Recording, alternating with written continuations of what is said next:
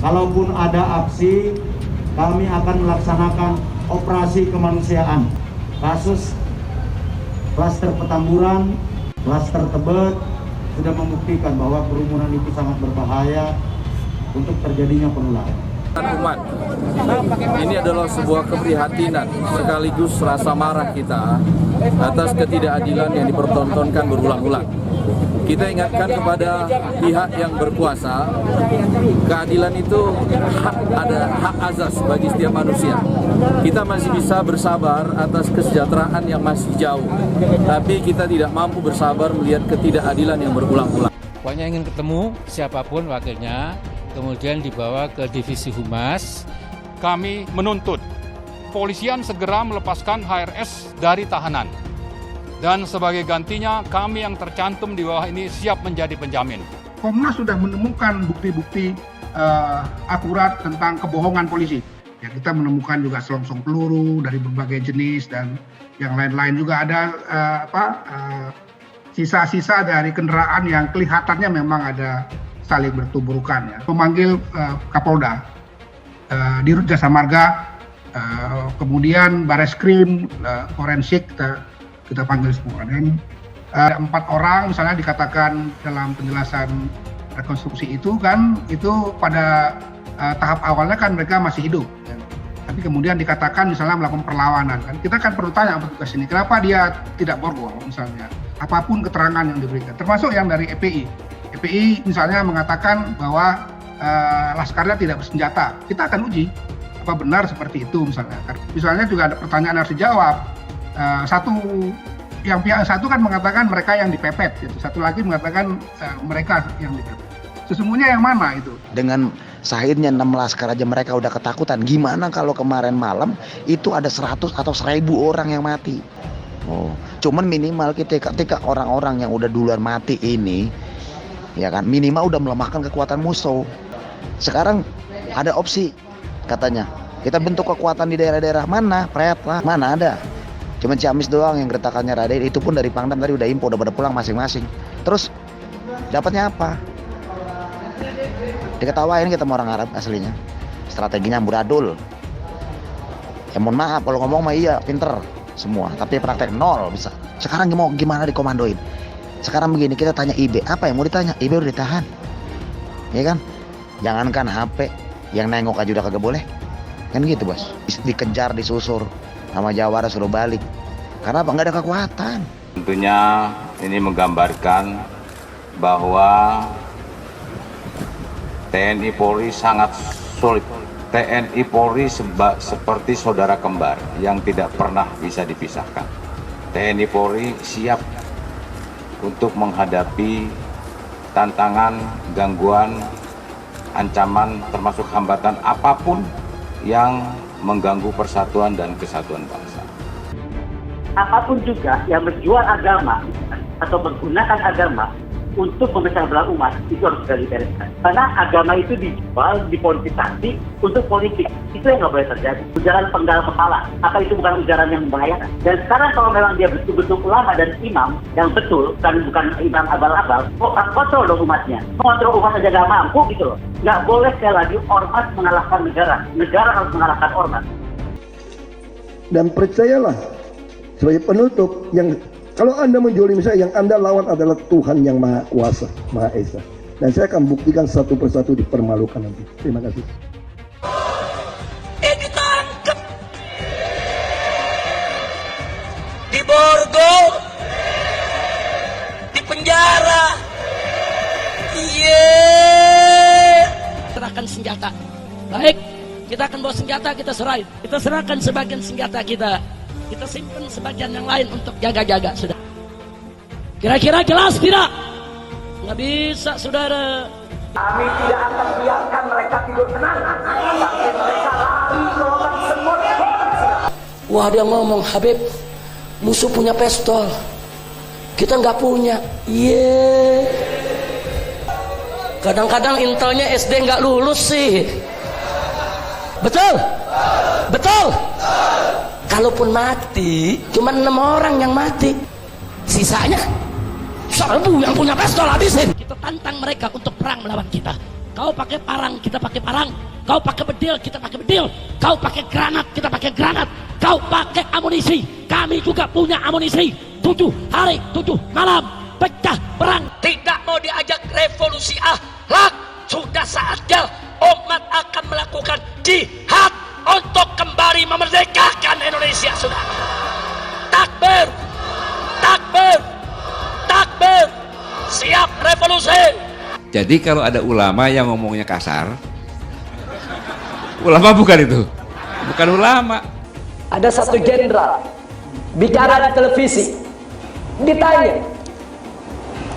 ditanya apa sih ciri teroris? Apa dia jawab? Ya, ciri teroris itu yang menerapkan syariat Islam. Astagfirullahaladzim. Maka saksikanlah, hei dunia, hei jin dan manusia, saya adalah termasuk golongan terorisme. Habib Rizik, nopo yang terhormat Gus Dur yang selalu menyebut saya teroris lokal. Gus Dur itu buta mata juga buta hati. Gus Dur menyatakan bahwa FPI harus bubar. Tapi alhamdulillah dengan pertolongan Allah, 4 bulan kemudian bukan FPI yang bubar, tapi Gus Dur yang bubar, jatuh dari kekuasaannya. Ya Habib, kita jadi kalau jadi presiden aja nggak bisa bubarkan FPI, bagaimana sekarang mau bubarkan FPI? Boleh nggak Habib menghina orang lain? Nggak boleh. Masa punya darah Rasulullah kok menghina orang, kan nggak pantas. Evolusi akhlak. Sementara penyampainya ini akhlaknya tidak bagus. Saya meyakini kalau kemudian polisi melakukan itu tentunya mempunyai bukti yang bisa dipertanggungjawabkan. Selama itu dilakukan, saya pikir bukan kriminalisasi ulama. Hari ini orang menafsirkan Al-Quran sesuai dengan kepentingan masing-masing. Bahkan lebih celaka lagi adalah kepentingan politik masing-masing. Tidak ada kriminalisasi ulama, tidak ada. Yang dikriminalisasi adalah mereka-mereka yang memiliki kesalahan. Presiden tidak minta maaf, menteri tidak minta maaf, kami akan ajak umat Islam rame-rame turun, kita demo kepung istana presiden supaya tidak kurang ajar. Takbir. Presiden goblok, udah menteri agamanya saudara sesat, kurang ajar, korinya dajjal, istananya menjadi istana iblis. Kalau saya ajak turun kepung istana, siap tidak? Siap tidak? Takbir. Kalau ikut Pancasila Bung Karno, sila ketuhanan dipantat saudara. Video azan cuman hayya 'alal shalah diganti hayya 'alal jihad. Jadi nanti yang jawab Allahu Akbar ataupun hayya 'alal jihad juga. Anda tunggu sekarang Bang Riz. Hayya 'alal jihad. Hayya 'alal jihad. Seumur hidup saya belum pernah lihat ada orang adzan kok kayak gitu.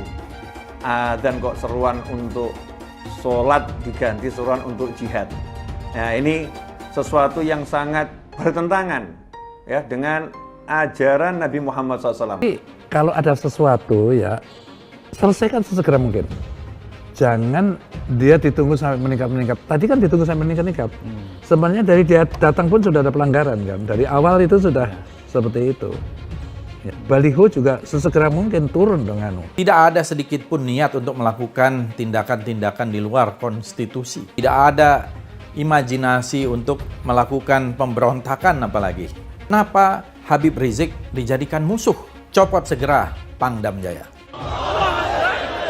Jadi kalau tentara dan polisi nggak bisa menegakkan hukum di sana, nggak berani untuk menangkap para pelaku, suruh pakai BH sama rok. Saya mau tanya, namanya kita ganti jangan? Jadi apa? Jadi apa? Teriak yang serempak, lebih keras, lebih kompak. Jokowi kita ganti namanya menjadi Jokodok, sudah. Setuju? Siap turunkan Jokodok. Siap turunkan Jokodok. Siap lengserkan Jokodok. Takbir. Siap turunkan Jokodok. Apa pantas odok mendok di istana? Siap keluarkan dari istana. Siap lengserkan. Takbir.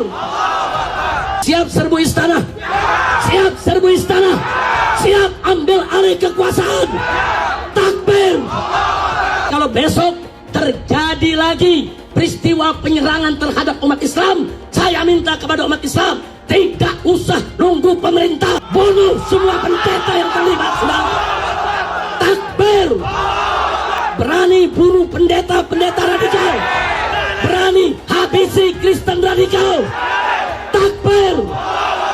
Berani, benar, dan berani.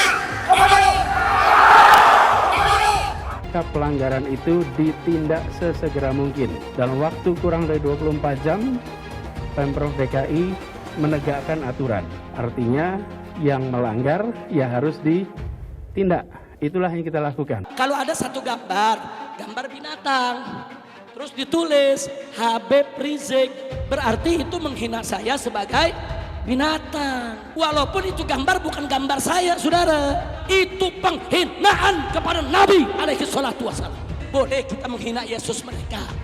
Apa boleh kita menghina Tuhan mereka? Yang menghina Nabi, menghina Islam, menghina ulama, proses, betul.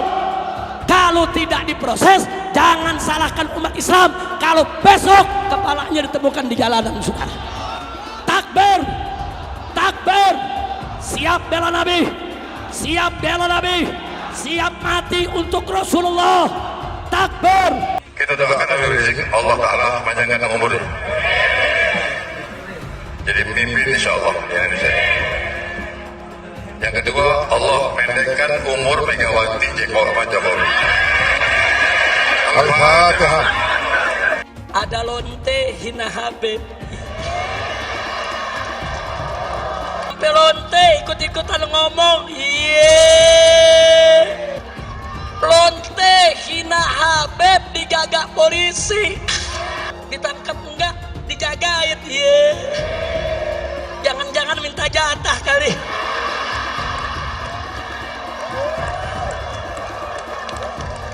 Jadi pemimpin itu berpihak dulu. Ada keberpihakan, dari keberpihakan dibuat mekanisme aturannya.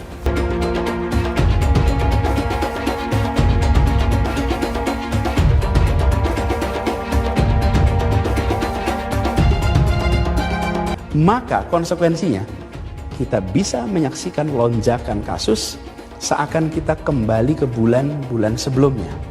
Dan bila itu sampai terjadi, maka Pemprov DKI Jakarta, gugus tugas DKI Jakarta tidak akan ragu, tidak menunda untuk menggunakan kewenangannya, menghentikan kegiatan sosial ekonomi di masa transisi ini. Rakyat kecil yang nggak patuh protokol kesehatan didenda.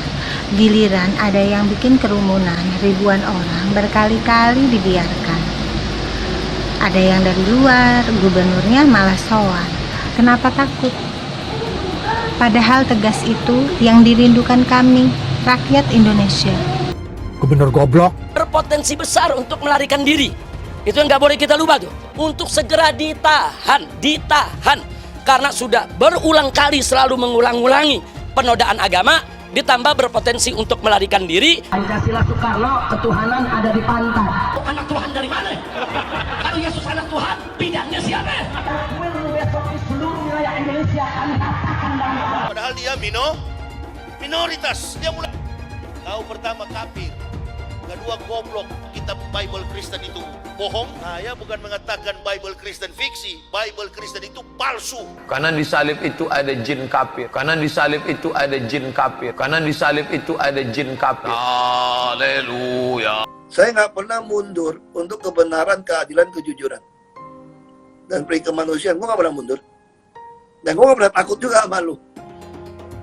Siapapun yang rasis, gue akan hadapin. Gue bilang. Karena rasis itu dia berperi kemanusiaan. Karena saya ditanya dulu kan, kamu nyesel nggak statement kamu di Pulau Seribu sehingga mesti masuk penjara? Tidak pernah nyesel. Karena saya mengatakan kebenaran. Spesial promo eToro di akhir tahun berlaku hanya dari tanggal 16 Desember sampai tanggal 31 Desember. Kalian akan dapatkan cashback $50 dan kelas trading. Silahkan cek di kolom deskripsi untuk lebih detail atau di kolom bio. Hai teman-teman, saya mau memperlihatkan transaksi saya hari ini lakukan trading di eToro. Ini bukti transaksi saya untung $4.500 US, itu sekitar 68 juta rupiah. Semua keuntungan bisa saya dapatkan dengan fasilitas copy trading di eToro. Kalau saya bisa, kalian juga bisa guys. Oke, itu yang mau saya tunjukkan. Like video ini sekarang juga dan gunakan link di kolom deskripsi maka kalian berhak dapat bonus kalian. Promo ini ada masa waktunya, jadi jangan ketinggalan. Bukan cuma itu saja, transaksi tidak dikenakan fee, baik itu investasi saham, trading forex, komoditas, bitcoin, dan lainnya. Kalian bisa melakukan transaksi berapa kali pun atau unlimited trading. Dan tidak ada fee sama sekali. Jika transaksi di tempat lain sudah berapa fee-nya. Setelah nonton video ini, ayo bergabung dengan eToro hari ini, gratis dan tidak ada minimal deposit. Pastikan kalian menggunakan link di kolom deskripsi untuk mendapatkan welcome bonus. Kalian bisa menggunakan bonus $100.000 di akun virtual untuk latihan. Bukan cuma itu, kalian akan dapat kelas trading online gratis senilai $3 juta atau $200 jika kalian deposit di bulan ini. Jika ada pertanyaan atau bantuan mengenai pendaftaran ataupun promo kelas trading, bisa langsung hubungi WhatsApp, cek di kolom deskripsi atau di kolom bio. Selamat menonton guys, enjoy! Hai semua, dengan saya Jonas Leong. Terima kasih banyak buat kalian, penonton setia yang selalu menonton di channel ini. Saya secara personal sangat menghargai waktu kalian. Dan saya sudah menganggap kalian sebagai family karena kalian selalu support di channel ini. Bagi kalian yang selalu menuliskan opini kalian di kolom komen, saya baca komen kalian satu persatu. Saya baca komen kalian untuk mengetahui opini kalian, tanggapan kalian, dan masukan kalian sangat berguna untuk video selanjutnya. Terima kasih banyak buat kalian yang selalu menekan tombol like di awal video. Video seperti ini membutuhkan waktu dan juga research. Dan ini semua gratis untuk kalian.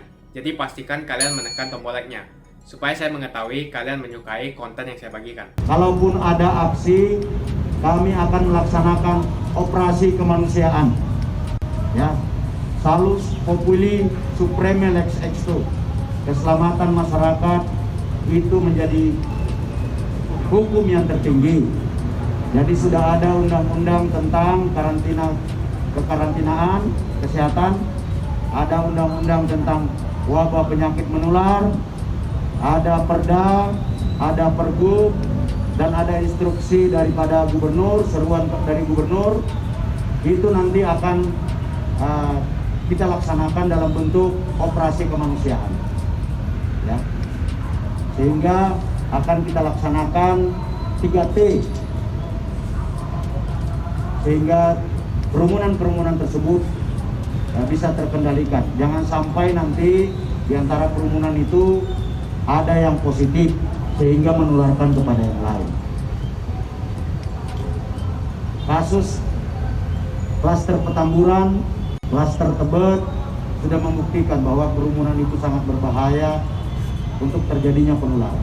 Pak Kapolri, beliau sedang ada di luar kantor, kemudian kami pokoknya ingin ketemu siapapun wakilnya, kemudian dibawa ke Divisi Humas. Kepala Divisi Humas pun juga sedang pergi, sehingga tadi kita terima di stafnya. Yang akan kita sampaikan itu apa? Silahkan dibaca.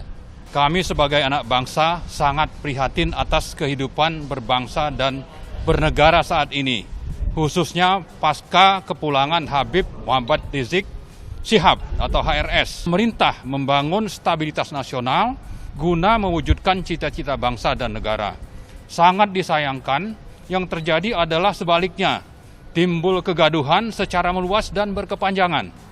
Tampaknya hal ini disebabkan oleh berkelanjutan pemerintah melihat langsung jutaan orang simpatisan penerima HRS datang dari berbagai wilayah negara Kesatuan Republik Indonesia menyambut kepulangannya ke tanah air. Sesungguhnya, jika pemerintah bertikad baik, mampu membuka diri dan membangun dialog secara ikhlas, maka diyakini situasi dan kondisi kehidupan sosial politik akan menjadi lebih baik. Kegaduhan yang terjadi dan terhambatnya saluran dialog semakin memperlebar jarak antara pemerintah dengan pendukung HRS, sebab berpotensi melemahkan persatuan dan kohesi nasional. Terlebih lagi dengan terjadinya penembakan terhadap ke-6 Laskar FPI semakin memperparah stabilitas nasional. Terdapat petunjuk adanya penculikan dan penganiayaan.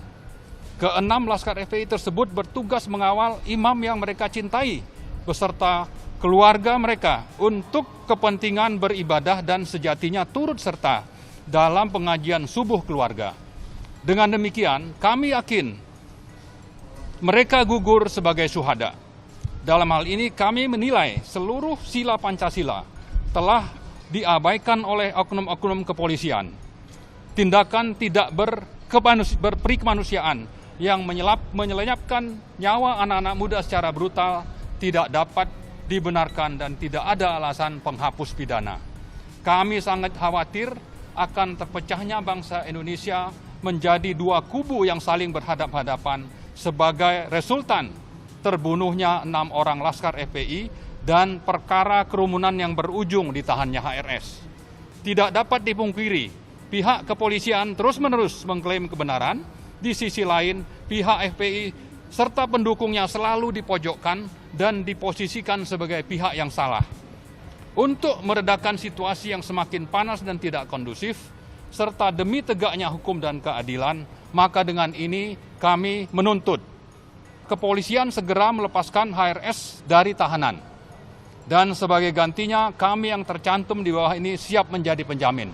Segera dibentuk tim gabungan pencari fakta atau TGPF yang independen, bebas dari pengaruh dan tekanan pihak manapun, guna mengusut tuntas kejahatan HAM berat dan tindak pidana terorisme atas terbunuhnya 6 orang Laskar FPI. Mengajak seluruh anak bangsa untuk terus mengawasi, mengawal, dan ikut mengadvokasi secara intens seluruh proses penuntasan tragedi kemanusiaan tersebut.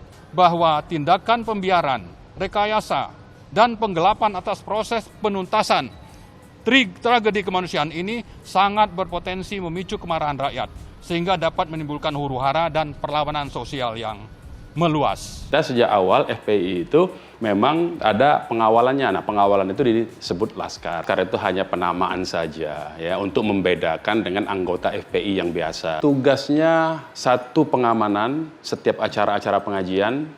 Yang kedua, pengawalan dari ustadz-ustadz dan pengurus FPI. Dan standar organisasi kita itu, bahkan di kartu anggota FPI itu dilarang membawa senjata tajam, senjata api, dan bahan peledak. Itu dilarang. Kita sudah cek keluarganya, kita sudah cek Laskar yang masih hidup, ya, dan kita juga cek tipikal-tipikal Laskar kita, tidak pernah. Saya juga pernah dikawal Laskar. Saya lihat nggak pernah bawa apa-apa dia. Saya lihat itu kan kita tidak tahu berasal dari mana. Kan belum di cross check. Kalau dalam proses hukum itu kan ada cross check, cek silang kan. Nah kita cek situ, kita tanya Laskar, ente bawa itu nggak? Enggak katanya. Kemudian pistol itu pistol jenis mahal loh itu. Menurut ahli senjata itu minimal 20 juta itu harganya. Laskar kita nggak punya kemampuan membeli 20 juta itu. Itu pistol jenis mahal. Kemudian kita cek juga, itu pelurunya itu kan itu ada tuh. Nah itu kita lihat tuh pelurunya, betul nggak peluru itu sama dengan untuk yang digunakan pistol jenis revolver seperti itu? Itu nanti akan ketahuan kalau itu dilakukan penyelidikan oleh pihak Komnas HAM. Ada mobil si penguntit ini melakukan manuver masuk ke tengah rombongan keluarga Habib Rizik, ya, melakukan katakanlah provokasi-provokasi, mobilnya memepet dan kemudian mobil tentu saja sebagai pengawal berusaha menjauhkan itu. Nah, percakapan itu dalam rangka menjauhkan mobil itu sebetulnya. Jadi jangan dikira itu serta-merta dia sudah tahu, tidak. Kalau memang itu katakanlah ya, kita ambil logikanya tadi polisi, katakanlah diumumkan oleh pihak Polda, sudah tahu. Ya kalau sudah tahu, Boyan nunjukin surat perintah gitu loh. Ya, jadi artinya kalau dia mau melakukan manuver lagi dan terjadi tabrakan, ya tabrak saja. Saya diperintah, ini surat tugas saya, ya. Anda dipanggil atau Anda ditangkap, jelas. Tapi ini apa? Tugasnya itu apa? Tugas pokoknya yang menguntit ini.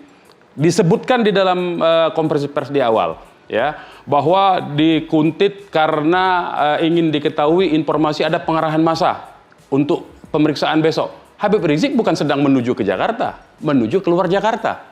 Dan urusan hukumnya itu sudah dihandle sama tim pengacara. Saya ketua tim pengacaranya. Kita besok itu sudah berencana untuk datang ke Polda Metro Jaya. Habib Rizik masih memerlukan istirahat, ya, orang dipepet. Bagaimana kita meyakin? Kalau logika begini, kalau kita duga dia polisi, kita berhenti, tahu-tahu dia rampok, siapa yang tanggung jawab? Karena ada anak kecil, ada perempuan di situ.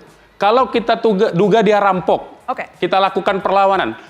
Terbukti seperti sekarang, kita berusaha lari dari rampok, dari orang yang tidak jelas, ternyata dituduh, kita tahu. Nah ini persoalan ini kan tidak dihitung, seolah-olah sudah disiapkan, tidak ada. Jadi semuanya itu Laskar hanya bertugas menjaga. Orientasi dan prioritas utama dari Laskar FPI itu adalah menyelamatkan ustadz, menyelamatkan pimpinan FPI, menyelamatkan guru-guru yang ada di FPI. Itu standar kerjanya. Kita pastikan itu suara betul dari para pengawal yang malam itu hadir di lokasi kejadian. Apa itu demi hukum? Dihentikan demi hukum. Satu, pidana denda yang sudah dibayar, ya, hanya denda. Misalnya pelanggaran lalu lintas sudah dibayar, udah nggak ada lagi itu sidang. Jadi dia menurut pasal 82 KUHP. Jadi kalau itu dilakukan, ini pelanggaran terhadap norma hukum. Berarti negara kita bukan negara hukum. Ini tentu saja tidak fair jadinya. Itu Habib Rizik itu memang sudah di surveillance lah, kira-kira begitu ya saya mau sebutkan. Saya tidak mau sebut lembaganya, tetapi yang jelas pihak yang mensurveillance Habib Rizik ini itu memiliki kemampuan 24 jam, kemudian memonitor di 3 titik tempat tinggal Habib Rizik, ya, di Petamburan, di Sentul, dan di pesantren Habib Rizik di Megamendung, ya, dan peralatan-peralatannya juga saya kira cukup canggih. Tanggal 6 ke tanggal 7 malam itu tidak memperkirakan bahwa itu tugas adalah aparat hukum, karena diperkirakan memang itu masih dalam konteks surveillance saja. Sebagaimana dikatakan oleh mantan Wakabin, ya, kalau surveillance itu kan dia justru harus tidak boleh ketahuan begitu. Nah itu kuncinya sebetulnya, ya. Nah kalau ada ketahuan kemudian ada implikasi dengan hilangnya nyawa 6 orang, itu berarti ada misi lain atau ada kesalahan prosedur di lapangan. Nah jadi itu menurut saya itulah yang perlu diselidiki oleh Komnas HAM ini. Yang kita nyatakan di awal bahwa ini Laskar bukan terjadi tembak-menembak tapi ditembak di tempat lain, itu terbukti. Terbuktinya apa? Direkonstruksi sendiri. Jadi saya mau pakai fakta dari rekonstruksi sendiri. Ternyata masih ada 4 orang yang nyawanya masih ada, ditangkap, dimasukkan ke mobil. Setelah itu putus hubungan, kita tidak tahu, beritanya tiba-tiba 6 meninggal. Nah kata di dalam mobil, 3 duduk di bangku belakang, 1 duduk di bangku tengah, dengan diapit 2 petugas. 1 petugas katakanlah membawa kendaraan, 1-nya di bangku samping sopir. Berarti 4 sama 4 ini kan.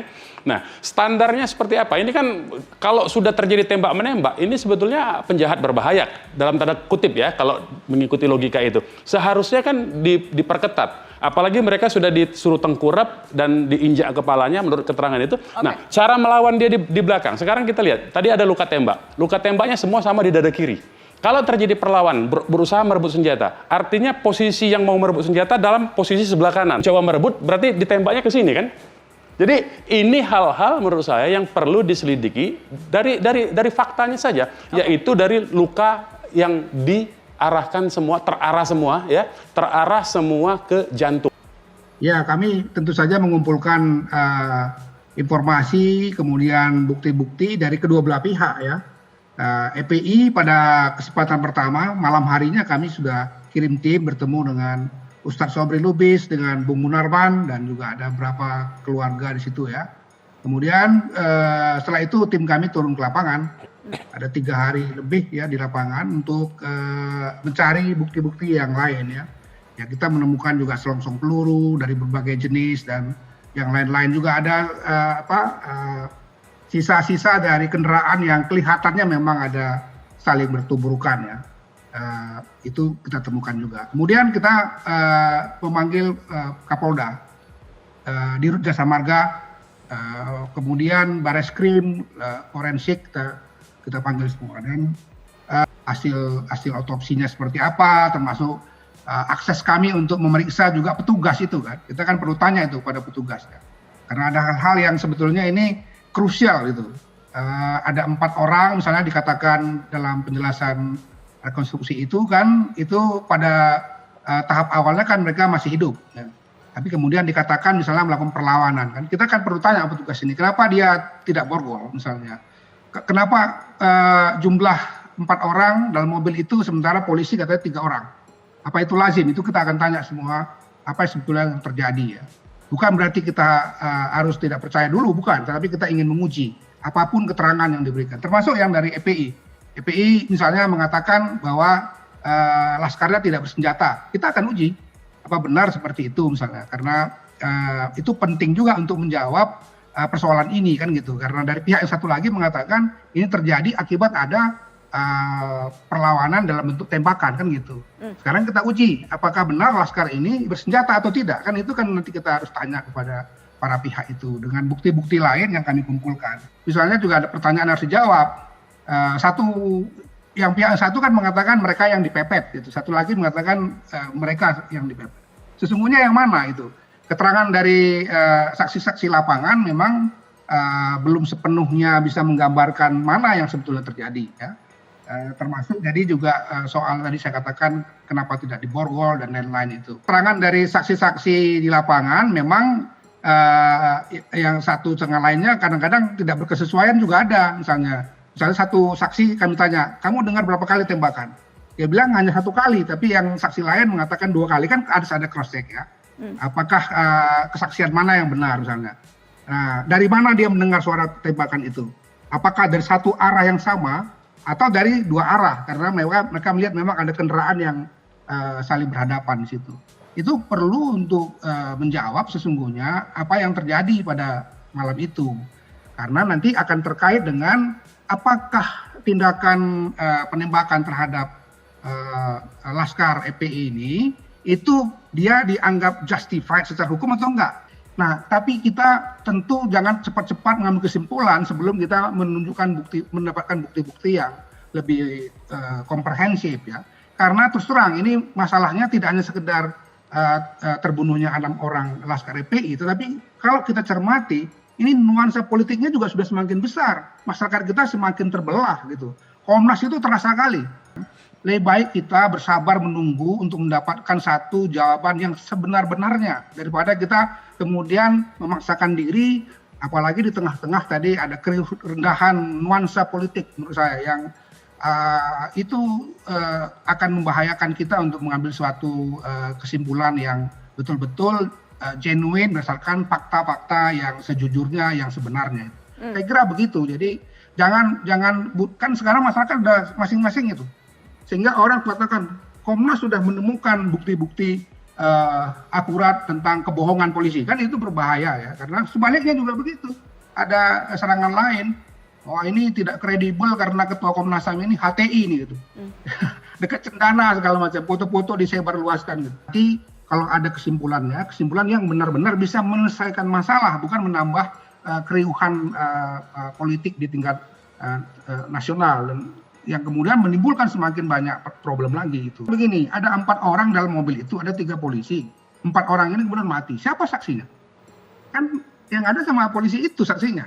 Jadi untuk menemukan ada saksi lain atau bukti lain yang bisa membuktikan sebenarnya yang terjadi apa, nah, itu kan tidak mudah itu gitu. Tidak hanya soal terbunuhnya 6 orang ini, tapi kan juga kasusnya Habib Rizik sendiri dan macam-macam itu juga sebetulnya menjadi nuansa politik yang sekali lagi kalau kita tidak cermat ini sebetulnya akan membahayakan bagi bangsa kita. Wah, dia ngomong, Habib, musuh punya pistol, kita nggak punya. Kadang-kadang intelnya SD nggak lulus sih. Bisa menegakkan hukum di sana, nggak berani untuk menangkap para pelaku, suruh pakai BH sama rok. Besok tentara dan polisi yang kalau anak Tuhan dari mana? Kalau Yesus anak Tuhan, bidangnya siapa? Besok di seluruh wilayah Indonesia kami katakan bahwa orang-orang Bali di berbagai wilayah kami kumpulkan, kami pulangkan ke Bali. Pancasila Soekarno, ketuhanan ada di pantat. Presiden goblok.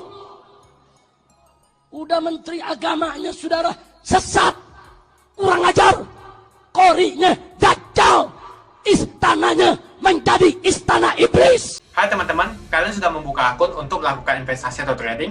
Jika belum, membuka rekening di eToro gratis loh. Bahkan cuma butuh 5 menit saja. Cepat dan simple.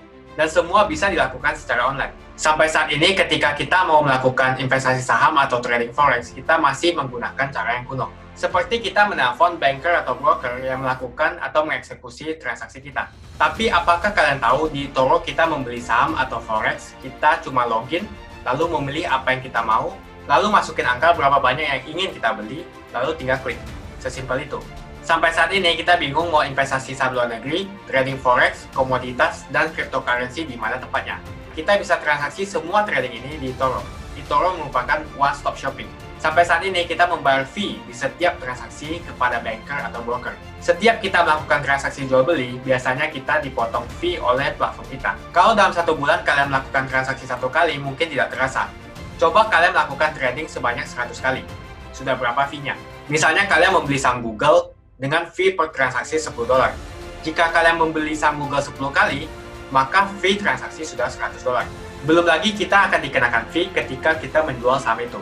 Itulah sebabnya saya memilih eToro, karena tidak ada fee sama sekali. Saya ulangi, di eToro tidak ada fee sama sekali ketika kalian melakukan transaksi. Dan yang kedua, kalian bisa melakukan unlimited trading atau trading sebanyak apapun. Ya, kalian bisa melakukan trading 10 kali, 100 kali, 1000 kali dalam sehari tanpa dikenakan fee. Jadi berapa banyak uang yang kita hemat dari fee saja. Sampai saat ini ketika uang dana kita dikelola oleh manajer keuangan, terkadang kita tidak diberitahu ketika akan melakukan transaksi. Bahkan investasi kita dipotong biaya. Dan kita dibikin bingung karena kurangnya transparansi. Kita juga bingung memilih investasi manajer yang bagus untuk mengelola investasi kita. Alhasil, investasi kita bukannya untung malah rugi. Bahkan yang lebih ekstrim, kita tertipu oleh manajer investasi yang ilegal. Tapi apakah kalian tahu di eToro ada fasilitas yang namanya copy trade, di mana kita bisa menduplikasikan investasi atau trading yang dilakukan oleh trader profesional. Semua data terbuka dan transparan dan kita bisa melihat performance sampai 10 tahun yang lalu. Dengan fasilitas ini, kamu tidak usah lagi menelpon manajer keuangan kamu untuk melakukan trading. Atau pusing investasi kamu merugi dikelola oleh manajer keuangan. Di eToro kita bisa memilih investor profesional yang sesuai dengan yang kita sukai. Dan di eToro banyak sekali profesional investor yang keuntungannya di atas 50%. Bulan ini saya profit 140%. Jika kalian ingin profit seperti saya, kalian tinggal menggunakan fasilitas copy trade. Jadi ketika saya profit, maka otomatis kalian akan mendapatkan profit. Mau beli saham Google, 1 unitnya mahal. Di eToro kalian bisa beli di bawah 1 unit atau pecahan unit. Contohnya kita membeli saham Google dengan hanya $50 saja, yaitu 0,02 unit. Di platform lain, kalian diwajibkan untuk membeli minimal 1 unit atau $1.500 untuk saham Google. Dengan $50 atau Rp700.000 saja, kalian sudah bisa memiliki saham Google. Menarik bukan? Saya sudah lama menggunakan eToro dan minggu ini saya profit 140%. Jadi bergabunglah dengan eToro dan mulai profit hari ini. Jadi apa yang kalian tunggu, mendingan kalian cobain sendiri aja deh. Tutorial bisa kalian cek di kolom deskripsi dan kalian harus menggunakan link di kolom deskripsi untuk mendapatkan welcome bonus. Jika tidak, maka tidak akan mendapatkan bonus. Dan gunakan bonus $100.000 di akun virtual Anda untuk mengenal lebih jauh tentang eToro atau bisa digunakan untuk latihan. Bukan cuma itu, kalian akan dapatkan kelas trading gratis yang nilainya Rp3 juta jika kalian deposit di bulan ini. Makasih banyak buat kalian yang nggak skip dan nonton video ini sampai habis. Saya secara personal sangat menghargai waktu kalian. Makasih banyak buat kalian yang sudah tekan tombol subscribe, dan makasih banyak buat kalian yang sudah tekan tombol loncengnya. Jangan lupa bagikan informasi ini ke teman atau family Anda. Mungkin teman atau family Anda membutuhkan investasi ini. Oke guys, sekian dulu dari saya. Jangan lupa follow Instagram saya di @johannesleongofficial untuk kata-kata motivasi setiap harinya. Bagi kalian yang termotivasi nonton video ini, ayo like video ini dan subscribe di channel ini. Dan buat kalian yang sudah subscribe di channel ini, jangan lupa tekan tombol loncengnya supaya kalian mendapatkan notifikasi setiap kali saya upload video. Hai teman-teman, terima kasih banyak buat kalian yang sudah menekan tombol join atau sudah bergabung di channel YouTube Jonas Leong. Ini adalah salah satu feature dari YouTube di mana kalian bisa mensupport channel Jonas Leong untuk lebih semangat membuat konten-konten lainnya. Apa kelebihan ketika kalian join membernya Jonas Leong? Yang pertama, kalian akan mendapatkan badge atau tanda khusus untuk kalian semua, seperti ini. Kita mulai dari new member, 1 bulan, 2 bulan, 6 bulan, 1 tahun, dan juga 2 tahun. Jadi semakin lama kalian berlangganan dengan membershipnya Jonas Leong, maka badge Anda akan berevolusi menjadi lebih bagus dan menjadi lebih baik lagi. Yang kedua, kalian bisa menggunakan banyak emoticon yang bisa Anda pakai, seperti ini. Jadi kalian bisa berekspresi menggunakan emoticon yang sudah saya sesuaikan untuk kalian semua pendukung Jonas Leong. Tentu saja ada perbedaan antara orang yang belum membership dan sudah. Dari segi tampilan nama yang di-highlight dan juga logo di samping nama ketika Anda komen. Dan juga komen kalian akan lebih sering saya reply dan juga akan saya pin atau feature di setiap video. Buat kalian yang tidak bisa ikutan atau bergabung membership, tidak masalah. Karena dengan Anda menonton dan juga subscribe channel YouTube Jonas Leong, dengan cara like dan juga komen channel YouTube Jonas Leong, itu sudah cukup untuk mensupport channel Jonas Leong. Ini adalah feature di mana kalian ingin mensupport channel YouTube Jonas Leong secara lebih lagi. Oke teman-teman, terima kasih banyak untuk support yang kalian berikan kepada channel YouTube Jonas Leong.